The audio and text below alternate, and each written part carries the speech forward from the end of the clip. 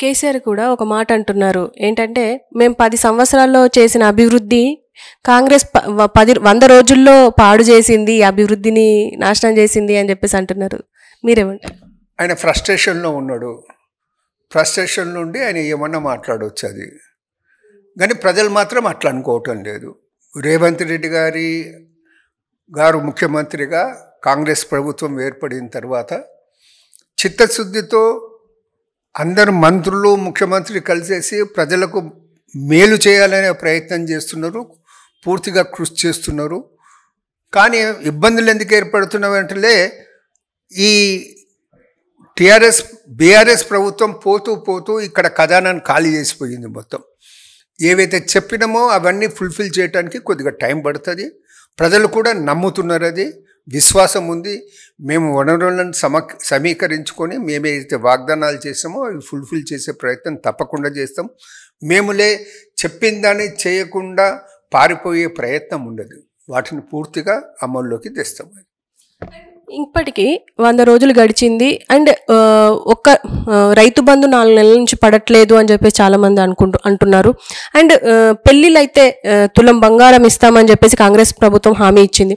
ఇది ఇప్పటి వరకు రాలేదు, ఎందుకు అమలు కాలేదు సార్? 100 రోజుల్లోనే అన్నీ అమలు అవుతావమ్మా?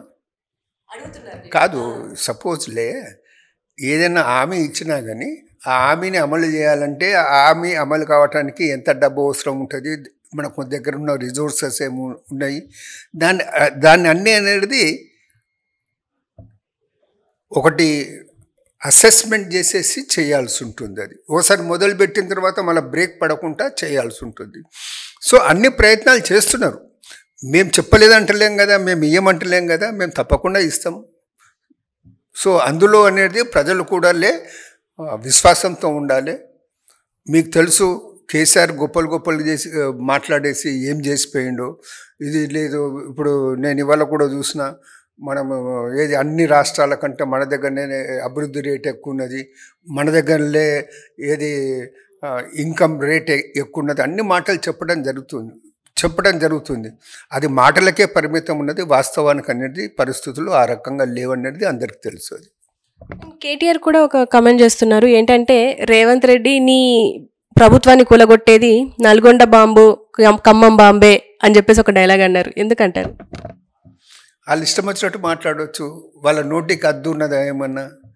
ఇప్పుడు ప్రభుత్వం వచ్చేసి దగ్గర 3-4 నెలలు అవుతుంది కదా, అందరు కలిసిమెలిసే పని చేస్తున్నారు కదా, ఎక్కడ కూడా పొరపచ్చాలు ఉన్నట్టు ఎక్కడన్నా కనబడుతున్నావా? ఒకరిద్దరు మంత్రులు ఇప్పుడు మంత్రులుగా ఉన్నారు, ఒకరిద్దరు అనేది గతంలో ఒకరినొకరు మాట్లాడుకోవటం జరిగింది. అటువంటి పరిస్థితి లేదు కదా.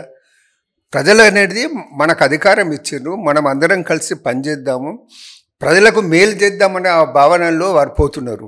వీళ్ళు అనవసరంగానే ఏది ఒక అపోహ ప్రజల్లో వాళ్ళేం చేస్తారు వీళ్ళేం చేస్తారు ఒక అపోహ సృష్టించే ప్రయత్నం చేస్తున్నారు.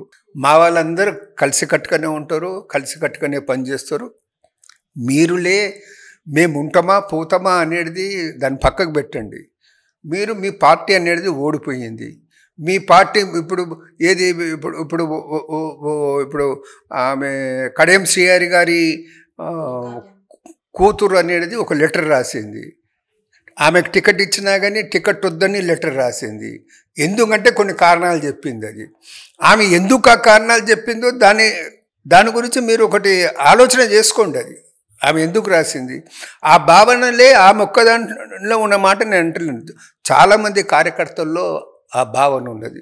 2-3 మీటింగ్లు ఇక్కడనే తెలంగాణ భవన్లో జరిగినటువంటి ఆ పార్టీ మీటింగులలో చూస్తే వాళ్ళే ఒకళ్ళే కొట్టుకున్న పరిస్థితుల్లో మీటింగ్స్ జరిగినాయి. ఆ పరిస్థితి ఎందుకు వచ్చిందన్నమాట కూడా లేదు. ఇప్పుడులే రేపు కేటీఆర్ను కేసీఆర్నే ప్రశ్నిస్తే పరిస్థితుల్లో బీఆర్ఎస్ కార్యకర్తలు ఉన్నారు. మీరు వాళ్ళకి జవాబు చెప్పుకోవాల్సినటువంటి పరిస్థితి ఉంది. ముందు మీరే మీ పార్టీ చక్కదిద్దుకునే ప్రయత్నం చేయండి.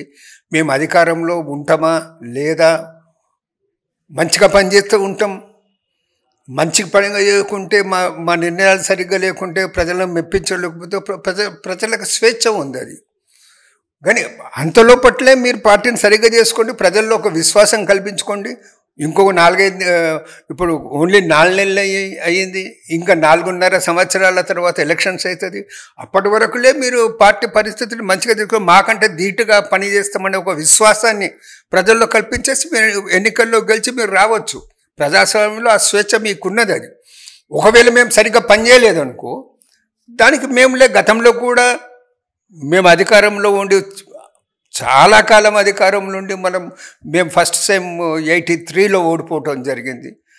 మధ్యలో 2 సార్లు రావటం జరిగింది, మళ్ళీ పోవటం జరిగింది, మళ్ళీ రావటం జరిగింది. సో ఇవన్నీ ఉన్నాయి కదా. సో దాని గురించి మా గురించి మీరు ఆలోచన చేయకండి. మీరు మీ పార్టీని ఎట్లా సరిదిద్దుకుంటారో దిద్దుకోండి. మా పనిని మమ్మల్ని చేయనివ్వండి. మేము సరిగ్గా పనిచేస్తే ప్రజలు మమ్మల్ని ఆదరిస్తే మళ్ళీ మేము అధికారంలోకి వస్తాం. ఒకవేళ మేము సరిగ్గా పని చేయకుండా మీరే పని చేయగలుగుతారని ఒక విశ్వాసాన్ని కల్పించుకోగలిగితే మీరు పబ్లిక్లే మీ వైపు మొగ్గు చూపొట్టు మా మీద విమర్శించినంత మాత్రానలే పబ్లిక్ మీకు ఓటేస్తుందనేసి అనుకోకండి. అది మాజీ మంత్రి జగదీశ్వర్ రెడ్డి ఒక మాట అంటున్నారు, ఏంటంటే కేసీఆర్ దిగిండు, కాంగ్రెస్కి కౌంట్ డౌన్ స్టార్ట్ అయింది, కేసీఆర్ని ఎవ్వరు ఏం చేయలేరు, ఏమైనా అయ్యతరం కాదు అని చెప్పేసి అంటున్నారు. దీనికి మీరేమంటారు? ఇది కట్టతుప్పగా మాటలు చాలామంది మాట్లాడతారు. మేము ఇప్పుడు తక్కువ కనబడుతున్నారు, కానీ మా చిన్నతనంలో కట్టతుపాకు పెట్టుకునేసి అది ఇది మాట్లాడకుండా పోస్తుండే. నేను పిట్టల దొర అట్లా మాటలు మాట్లాడకుండా ఈ జగదీశ్వర్ రెడ్డి పిట్టల దొర లెక్క మాట్లాడతలే, అవి నమ్మే తోళ్ళు లేరు. కేసీఆర్ ఏది దిగంగానే ఏమైంది, ప్రభంజనం సృష్టించబోతుండా, ప్రళయం సృష్టించబోతుడా? ఆయన ప్రళయం ప్రభంజనము ఆయనలే. నేను తెలంగాణ తెచ్చినా అనేసి సొల్లు కబుర్లు చెప్పి అధికారంకు రావడం జరిగింది. వచ్చిన తర్వాతలే ముందు మీరు ఆలోచించుకోండి, పబ్లిక్ అనేది ఎందుకు మిమ్మల్ని అధికారం నుంచి దించేయటం జరిగింది. దాన్ని ఆలోచించుకొని సరిదిద్దుకునే ప్రయత్నం అనేది మీరు చేస్తే భవిష్యత్తులో రావచ్చు. గతంలో లేక రాజకీయాలు లేవు. ఇప్పుడు ఒక్కొక్క టర్మ్ అనేది ఒక టెస్ట్ లాంటిదే. ప్రతి రాజకీయ పార్టీకి కూడా టెస్ట్ లాంటిది. ప్రతి ఎలక్షన్ ఒక టెస్ట్ లాంటిది. సో అప్రమత్తంగా ఉండి ప్రజలకు అనుగుణంగా, ప్రజలకు న్యాయం జరిగే విధంగా, ప్రజలకు పనికిచ్చే విధంగా, ప్రజల అభిమానాన్ని చూరగనే విధంగా ప్రయత్నం చేస్తే ఆ టెస్టింగ్ టైంలో మీరు సక్సెస్ అవుతారు. దానికి ప్రయత్నం చేయండి. కానీ మా మీద అనేది కేసీఆర్ వస్తే, కేసీఆర్ ఇలా ఉన్నాడు, పాపం మంచిగా ఉన్నాడు, ఆరోగ్యకరంగా ఉన్నాడు, కానీ కేసీఆర్లే ఆయన కొడుకుని చీఫ్ మినిస్టర్ చేయాలనుకున్నాడు, చేయగలిగిండా?